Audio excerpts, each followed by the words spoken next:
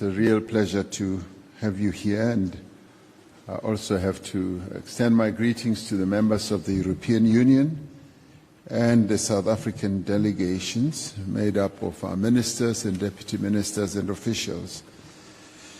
It has indeed been a real honor to jointly preside over the South Africa-EU leaders' trilateral meeting. Today we have an opportunity to take stock of the progress that we have made, and particularly over just this past year, but also take stock in the overall relationship between South Africa and the European Union. We've characterized this relationship as a mature relationship, a relationship that is predictable, that is reliable, and that is based on trust. And we are very pleased as South Africa to have a partner like the EU, and where we are able to discuss a variety of matters. Just this year alone, President van der Leyen was saying that we have met just this year 4 times. We met in Cape Town, and then we met at the at the United Nations. Then we met in Brussels, and we're meeting today. And all those meetings that we have held have been very productive. They have now produced the agreement that we have seen signing here. There are quite a number of other issues on which we are discussing that are in the pipeline, and these are matters of great importance to the two partners in this relationship. We have prioritized the transition to green energy, ensuring that this process is just and inclusive, but more importantly also safeguards the livelihoods of those who are most affected by the transition. We also have agreed on cooperation in the areas of critical minerals and support for green infrastructure, local vaccine production, and the pharmaceutical value chain. Now, all these are very important, not only to us as South Africa, but also to the EU. We have now successfully finalized a clean trade and investment partnership. This is a really unprecedented agreement for us, but the more other exciting one is the Memorandum of Understanding on Critical Minerals. It is actually quite instructive that it has been signed by Minister Mantashe, who is the Minister of Mineral Resources and Petroleum. Now, as he sat there, I was looking at him like 40 years ago when I knew him. He was a mine worker, worked on the mines underground, digging up all those minerals. And he became the leader of the trade union of those mine workers that he was part of. And now he's a minister signing an agreement on critical minerals.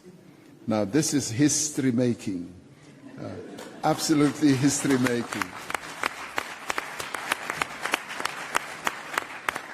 Now, you may recall Nelson Mandela in his book when he said, we want to create a country where the son of a shepherd, cattle shepherd, can rise to become president of a country. He was talking about himself.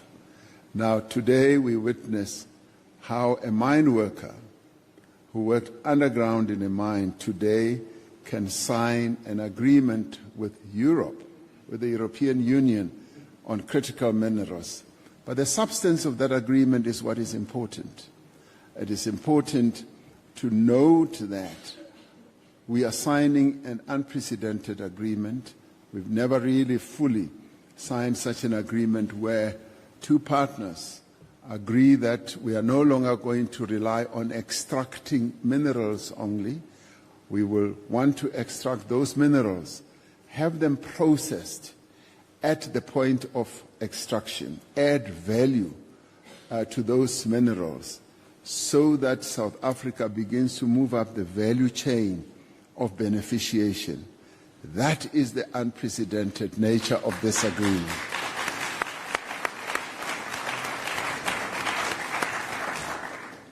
These two agreements will strengthen our trade and investment ties. They will provide a platform for regulatory cooperation and identification of strategic projects, especially in green hydrogen, clean technology, and the critical raw materials. In October, I visited Brussels to attend the Global Gateway Forum at the invitation of President von der Leyen. It was the very first time at the EU offices. They have these massive offices that I had never seen before. I was so impressed, and I was tempted. If I was a thief, I would have wanted to steal that building and bring it to South Africa. At that forum, President von der Leyen announced an increase in the value of the EU Global Gateway investment package for South Africa, so that it now totals closer to 12 billion euros. The package includes support for just component of our energy transition through the reskilling and job creation, as well as support for connectivity and digital infrastructure. We successfully launched a bilateral energy dialogue in September, which will support our just energy transition. It will include other collaborative opportunities, such as the export of sustainable aviation fuel by Sasol and the development of clean coal technologies. Now, all these are still in the pipeline of negotiations, and I have no doubt that just as we have reached agreement on other areas, we will be able to reach agreement here as well, including agreements that we will reach on citrus and a number of other areas. We've also agreed on the development of the auto industry in South Africa through local manufacturing of electric vehicles, hybrid vehicles, and e-batteries for export to the European market. We agreed to stand together in defense of democracy, in defense of multilateralism, human rights, and the rule of law. We reaffirmed our commitment to the central role of the United Nations and maintaining global peace and security. And these are matters that we've been discussing over time and reaching the meeting of minds and consensus. And this goes to show and demonstrate the maturity of the relationship and the depth of the relationship as well. We agreed to strengthen our dialogue, yes, on peace and security, and we are encouraged by the EU support of South Africa's G20 presidency, which has been evidenced by the participation of EU member countries in the G20 engagements over the past year. President von der Leyen and President Costa, we found the EU countries' participation in the G20 very, very positive, very supportive, and always looking for ways to reach agreement and find solutions. So we salute your officials, and we want to thank you for the way in which they have supported South Africa in its G20 presidency. I look forward to...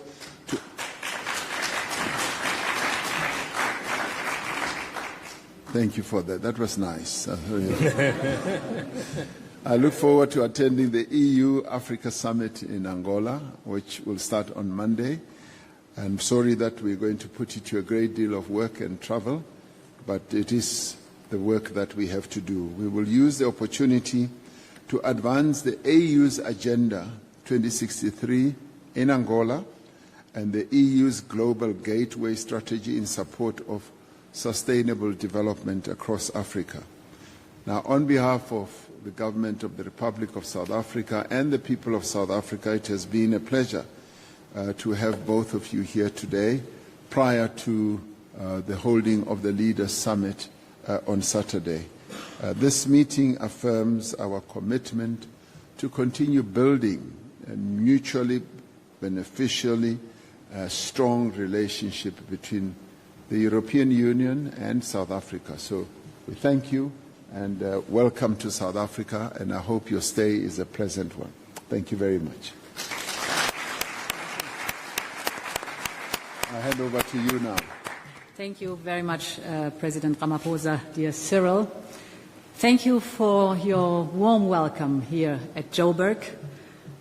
Tomorrow, indeed, you will host the G20 in your great and beautiful country.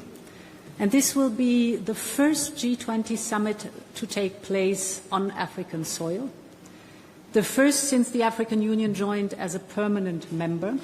And I think this highlights Africa's central, vital role on the global stage. But first, let's talk about us, indeed. Today, the time is here for South Africa and Europe. And indeed, dear Cyril, this has been quite a year for our relationship. Today, we are building, with the results you've just witnessed, on the success of the summit in Cape Town and of the Global Gateway Summit in Brussels. Thanks again that you were coming there. And now, right here in Joburg, we double down on this very unique partnership. First of all, indeed, we signed our Clean Trade and Investment Partnership. And you must know this is the very first time that the European Union is signing such a partnership. So you are a highly valued partner for a Clean Trade and Investment Partnership. This will boost, of course, trade and investment. It will boost it in key clean sectors, green hydrogen, renewables, many more. And for the first time, we will discuss regulation, we will discuss trade barriers and security of supply under one framework. The CTIP will make South Africa a destination of choice for European clean tech investment. It will also broaden our cooperation on skills, because we all know that technologies are only as good as the people operating them. So skilling people, upskilling is the most important part here. And of course, with skills come jobs, and new jobs, good jobs, right here in South Africa. Today, we also signed our MOU on minerals and metals, the value chain partnership. We need these inputs to power the clean energy transition, both here and in Europe. So the future of our economies depends on a fair and on reliable supply chains, and my emphasis is on reliable supply chains. This is the reason why we strengthen and diversify our supplies among trusted partners, and you are, for us, one of the first trusted partners. This agreement will also help South Africa to expand its strategic industry. And as you said, we are not only looking at extraction. For us, it's very important that we are looking at the whole value chain, at the locally added value, because this brings local jobs. And for us, this is the meaning of a sustainable partnership over a long time and a trusted partnership. And today, indeed, at the airport, I met the Minister for Mining. You received me there, and we were discussing that. And when I said, for us it's important not only the extraction, but the processing locally, and the added value locally, and the jobs locally, you said, okay, because you said that, and this is so, I will come this afternoon to sign the agreement. And I was happy that you were here.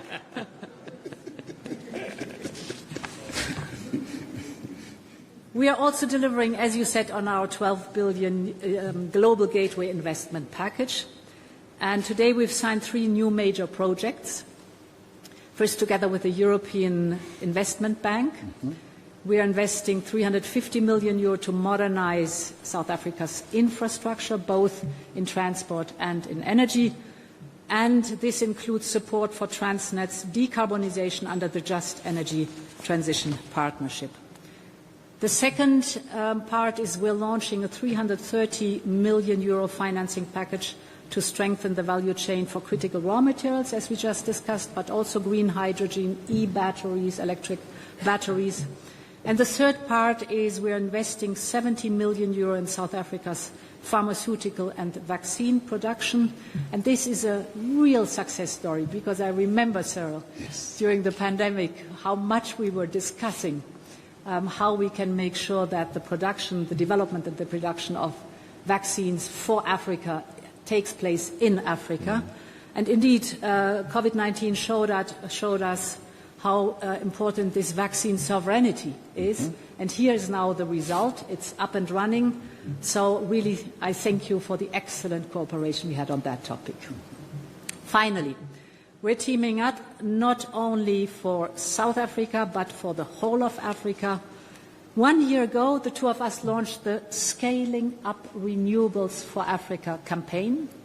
This is basically to mobilize investments for clean energy, to help provide access to electricity, because we all know 600 million people on the continent still lack access to electricity. Therefore, tomorrow is a big day, our final pledging event. We have brought governments, companies and philanthropists together with one clear goal in mind: to power the future of this entire continent with clean, affordable and accessible energy. And tomorrow we are hosting here the final pledging event together. So thank you very much again, and very much looking forward to the next days. Thank you.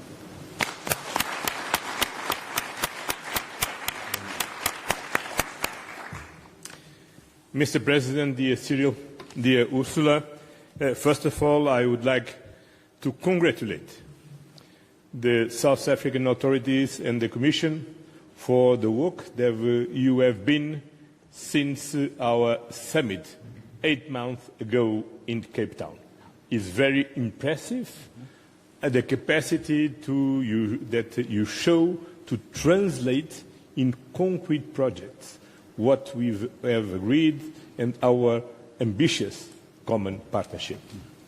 My second word is to thank President Ramaphosa and South Africa for their very strong global leadership. We are living in the multipolar world, and in this multipolar world we need to engage and to strengthen the relationship between the different poles of this world. And Africa is a very important, is a key continent for the future of our world, and of course South Africa has a leading position in this continent. And the G20 meeting is a great opportunity to gather people from all around the world to come here and to sit at table, to discuss, to listen each other, to bring new proposals, to try to tackle the global challenges that we need to face together, because the global challenges, only together we can tackle them. Climate change, inequality, poverty are three main issues that we need to mobilize the entire world to do on this. Our partnership is based in shared values, mutual respect, and the commitment to democracy, multilateralism, and a fairer, more sustainable world. These principles are also the cornerstone of your G20 presidency. We have chosen a motto: solidarity, equality, and sustainable development. The European Union fully embraces your priorities, and we are actively contributing to making this week's summit a success. Now more than ever, we need strong multilateralism platforms and institutions, a rules-based order, open dialogue and global cooperation to tackle common challenges. Fighting climate change, inequality and poverty. By upholding the Paris Agreement, the United Nations Sustainable Development Goals and the Pact for the Future. Engaging in the reform of the international financial institution and in the reform of the United Nations to reflect the world of today, because the world of today is not anymore the world of 1945. We need to act for the well-being of our people today and to ensure a sustainable future for generations to come. For the very first time, the G20 held on Africa soil, and your agenda, dear President Ramaphosa, is firmly geared towards your continent's prosperity and innovation potential. The European Union is a reliable, predictable, and trustworthy party for Africa on that path. Our two continents are bound by a unique partnership. It is robust, it is dynamic, and it is looking to the future.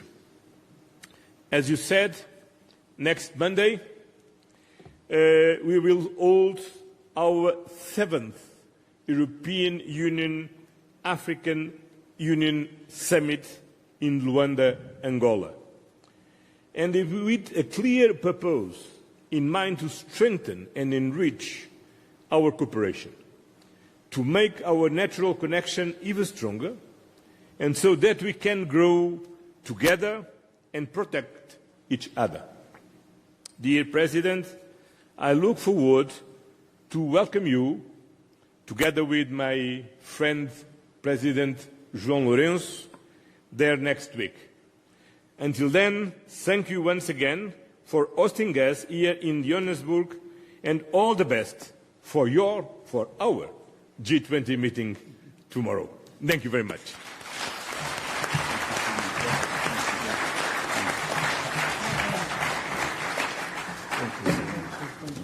Thank you very much, Your Excellencies. We will now open the floor to questions.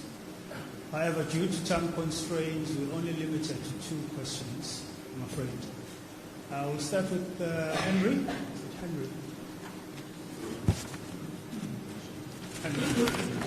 Henry Foy from the Financial Times. President Ramaphosa, to you. There's reports in your own state media that Donald Trump's administration now does want to take part in the G20. Can you confirm whether they're true or not? And related, you talked about predictable, reliable partners. Do you think that the EU has demonstrated it is now more of a reliable, predictable partner than the US for South Africa and for other G20 nations?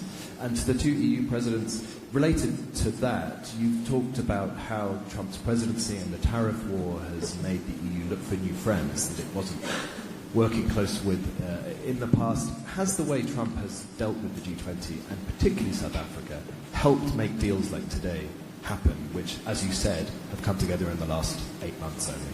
Thank you. Thank you. Mr. President. Well, thank you very much. We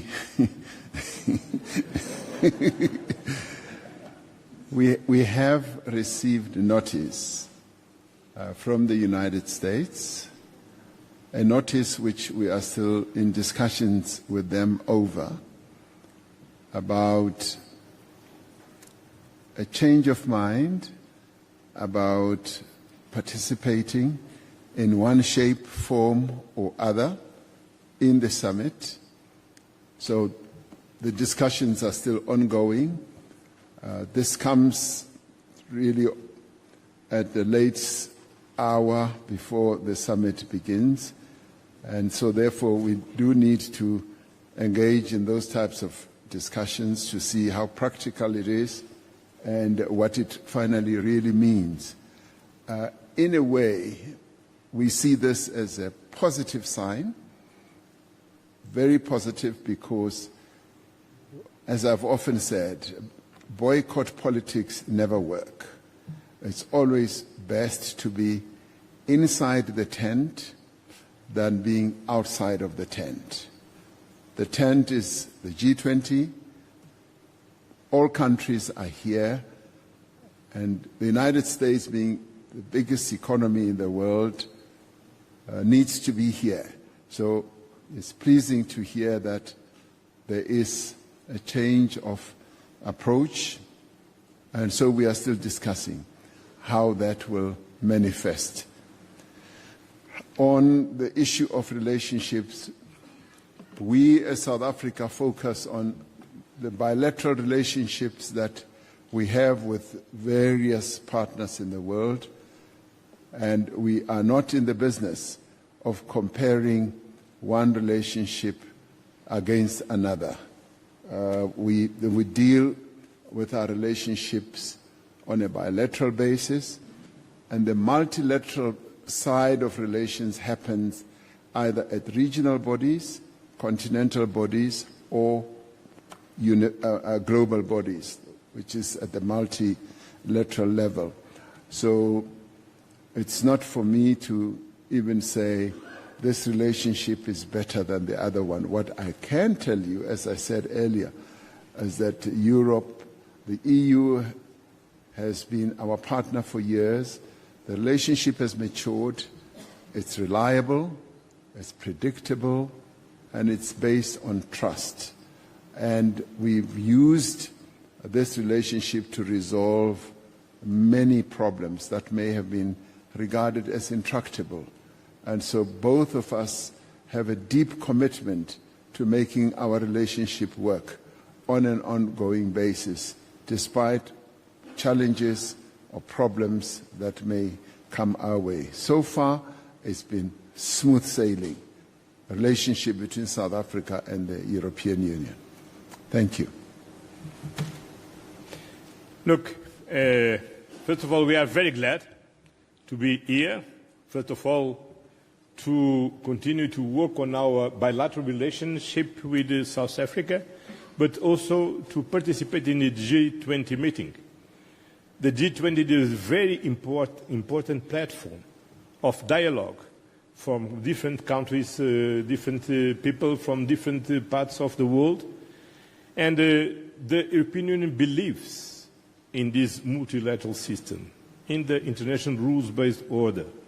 And we are very engaged in the multilateral system, United Nations, G20, G7. We support the reform of the International Trade Organization. We are engaged in all international organizations. And we are very engaged in weaving a very strong and diversified network of relationship. During last year, I think we had more than 10 summits with Central Asia countries, with Japan, with China, with Canada, with the United Kingdom. Well, I cannot remember all. With South Africa. Look, more than 10. And we will continue. And Europe is sovereign in defining their own external policy. And we are present where we believe that's important to be present and to engage with our partners. With those who are friends, with those we are allies, and also with those with which we have problems, because the only way to solve problems is to talk about it. Yes. I can add to what António just said. I mean, the initial wake-up call for the European Union to diversify and to look for reliable partners, trusted partners, was when we had the energy crisis, and we all of a sudden realized our over-dependencies of fossil fuels from Russia, and Russia cut from one day to the next the supply of energy. You all witnessed the severe energy crisis we went through, and this was the initial trigger for us to understand you need to diversify. That's important, to have a network of suppliers, and you need trusted and reliable suppliers. As we say, you always meet twice in life, so it's also so that on both sides there needs to be trust. And then you can build good things, as we just are showcasing here. For us, it's very important. We are very committed to the WTO. Of course, there needs to be a reform of the WTO, but to have a rules-based trade worldwide is also important. And of course, now we are intensively negotiating with many countries and regions of the world different free trade agreements. You know that we finalized with Mexico, Mercosur and Switzerland We are about to finalize with India. We're working with Australia, Malaysia, so others too. For us, very important to have learned the lessons. No more overdependency, no more reliance on one single supplier, but have a network of trusted partnerships all over the world. Thank you very much. Last question, Tembile. Good evening. My name is Tembile with Bloomberg News. It seems like you went from struggling to pull together an EU-South Africa summit for many years to having two in 1 year, and it's been a very turbulent period, I think, globally, politically speaking. Is there something to read into the frequency of these engagements all of a sudden? Is there perhaps a political signal that you're trying to send by doubling down, as the President said, on these ties? And then President Ramaphosa, you said that the US request comes at the 11th hour, and you would have to look at the practicalities of accepting that request. Does that mean that there's an opportunity or perhaps a possibility where it would not be practical to accept their request to be readmitted, as it were, to the G20 summit? Thank you. Well, the United States is a member of the G20. They are the original member of the G20, so they have the right to be here. And all we will be seeking to do is to look at the various practicalities, logistical and otherwise, for them to participate. They have a seat at the round table, as you will see on Saturday. There is a seat for the United States. So when President Trump said they are not coming, that seat still remained. It was empty for a while, but it will hopefully be occupied, but we want to deal with all those practicalities. You should know that because it's a gathering of G20 leaders, there is a lot of logistics that go into getting the leaders to come to the venue and to participate, and how they will speak, their speaking order and all that. So those are matters that had not been pre-planned because they pulled out. So we need to understand precisely how all that will pan out. So we're clear.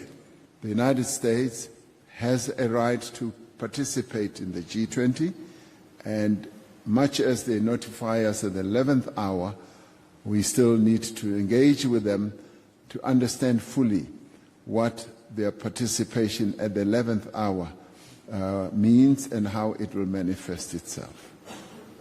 Thank you. Costa?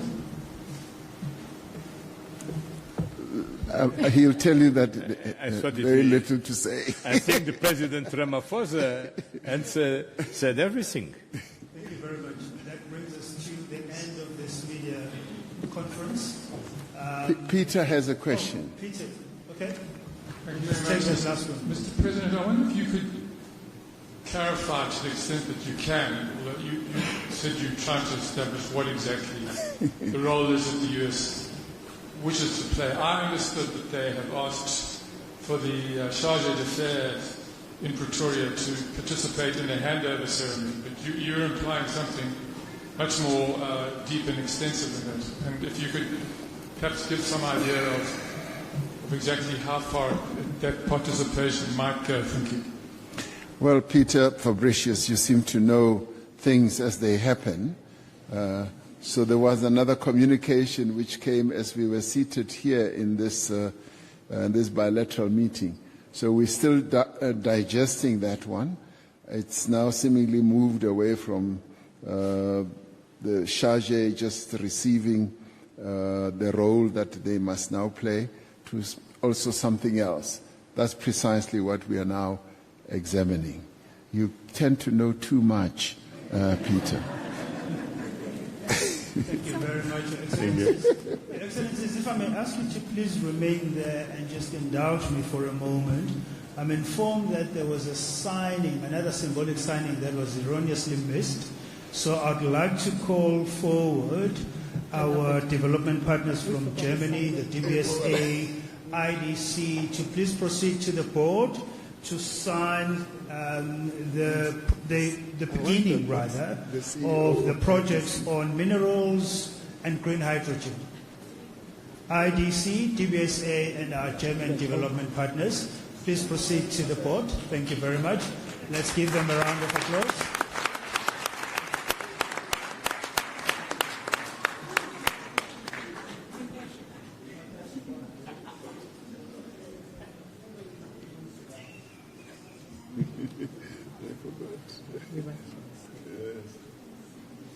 But what a symbolic thing to do. We're now serious about, the relationship.